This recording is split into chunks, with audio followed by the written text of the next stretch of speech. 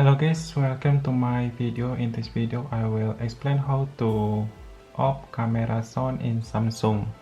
In Samsung you can use the way to power up your camera sound. First you can change your profile to private like this or mute, or you can use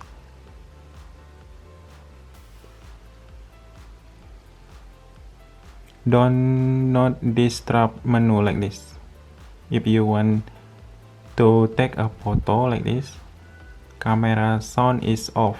Or if you want to use this setting like this, camera sound still active. To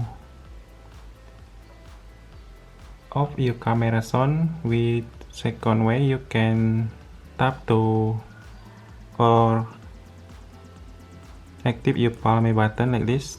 Press your palm button and then tap to three dot icon,